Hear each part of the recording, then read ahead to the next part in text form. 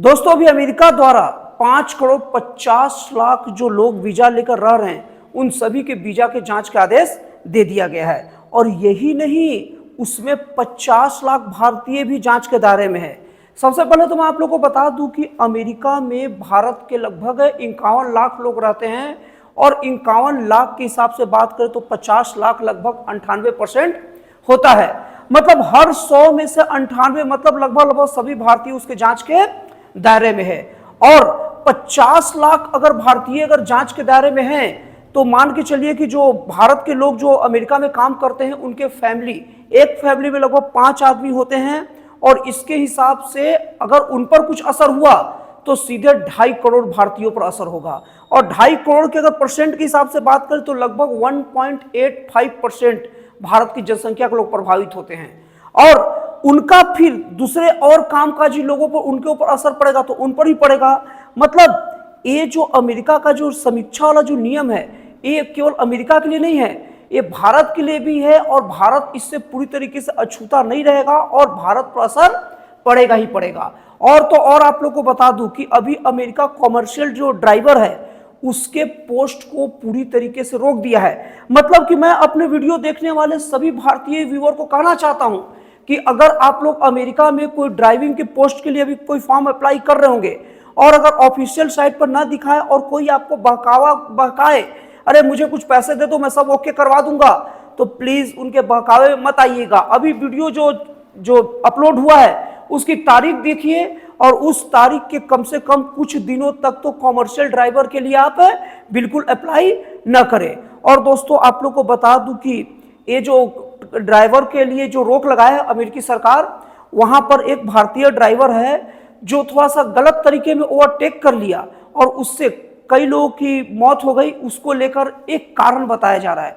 दोस्तों आप लोग को बता दूं कि घटना या दुर्घटना अपने हाथ में नहीं होती है, तो ये केवल एक बहाना है। अभी अमेरिका कुछ और करना चाह रहा है, तो आप लोग इस वीडियो में बने रहिए। मैं आप लोग को ऐसे ऐसे चीजें बताऊंगा कि अमेरिका में एक क्यों नियम लाया गया है और भारत पर इसका प्रत्यक्ष या अप्रत्यक्ष मतलब डायरेक्ट या इनडायरेक्ट क्या क्या असर पड़ेगा।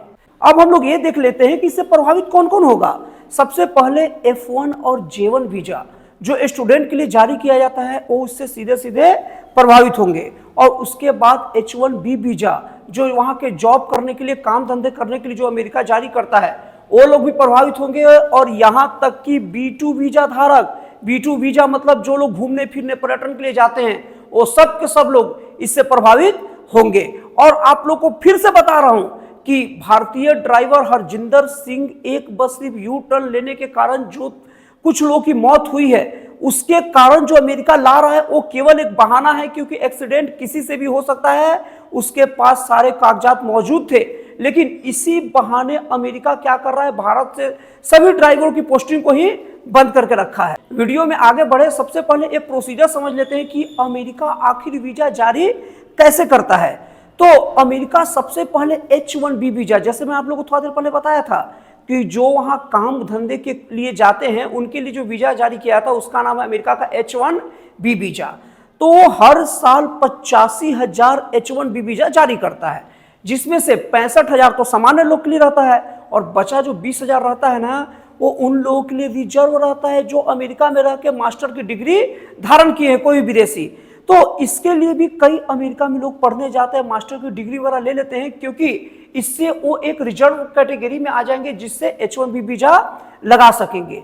लेकिन अभी अमेरिका में ऐसा हुआ है कुछ दिनों से कि 85,000 वीजा तो जारी करता है लेकिन उससे बहुत ज्यादा लोग अप्लाई कर देते हैं। तो उसके लिए अमेरिकी जो एजेंसी है जो वीजा वगैरह को पूरा फाइनल कटअप तैयार करती, कितने लोग कितना लोग का नहीं होगा, USCIS जो वीजा जो मतलब फाइनल जो मतलब कटलेट उसका जारी करता है वो उसके बाद कंप्यूटराइज्ड लॉटरी सिस्टम का प्रयोग करता है। लेकिन अब ये नियम बदल गया है। अब जो अमेरिकी एजेंसी USCIS ये जो वीजा जो फाइनल जारी करती है अब क्या है कि कंप्यूटराइज्ड लॉटरी सिस्टम से नहीं देखेगी, अब वो चेक करेगी कि किसको कितना जॉब के लिए मतलब सैलरी ऑफर किया गया है और जिसकी सैलरी सबसे ज्यादा होगा ना उसको पहले प्रायोरिटी देगी और उसके बाद जिसकी सैलरी कम होगी उसको बहुत कम या लास्ट में देगी। और अगर ऐसा कर दिया गया ना तो सबसे पहले तो हाई कैटेगरी में हाई जो पेमेंट वाले जो कैटेगरी रहेंगे उसी से सब भर जाएगा।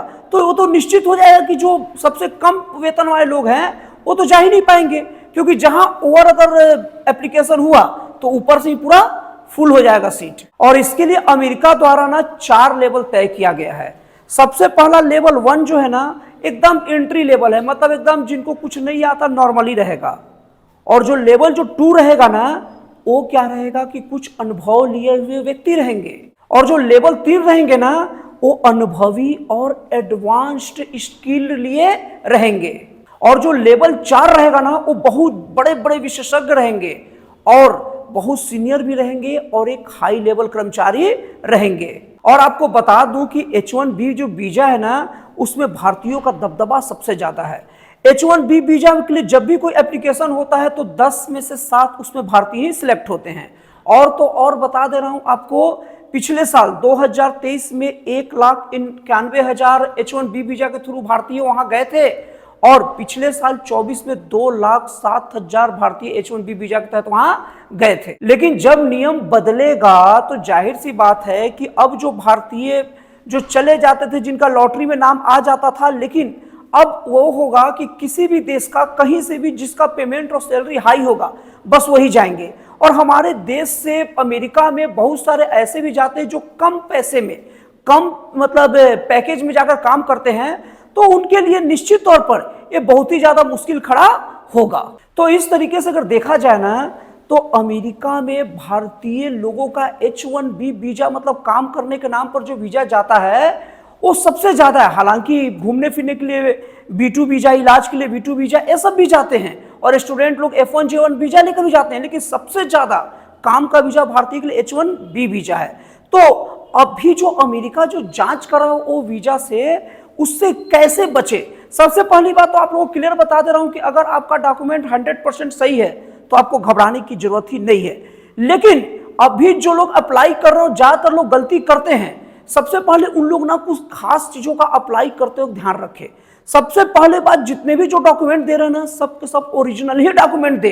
अगर एजेंट कितना भी बहकाए कुछ भी करे कि आप चल जाता है ये डाल दो तो हो जाएगा, आप उनके बहकावे में मत आइए। और दूसरी चीज, इंटरव्यू में जो जो सवाल पूछता उसका एकदम एक्यूरेट सही से जवाब आप दीजिए। और सबसे इंपॉर्टेंट बता रहा हूं, वीजा अप्लाई करने के लिए DS-160 फॉर्म एकदम खुद ही भरे या किसी भरोसेमंद से ही भरवाए।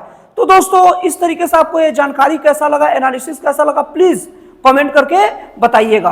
तो दोस्तों फिर मिलते हैं अगले वीडियो में एक नए, एक जन कल्याणकारी और एक राष्ट्रवाद से प्रेरित नए विचारों के साथ।